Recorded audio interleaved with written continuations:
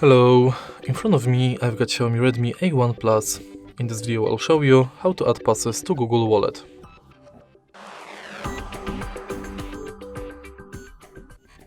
In the beginning, let's go to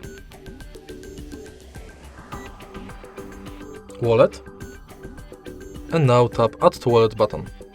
Focus on Transport Pass, Loyalty and Gift Card.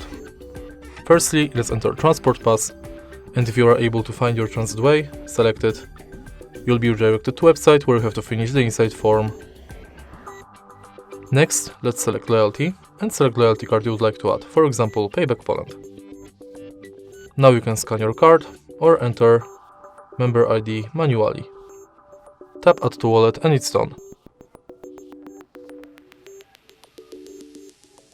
In the end, let's select Gift Card and similar to loyalty card, select Shop, enter card number, PIN, balance, your notes and tap Add to Wallet button.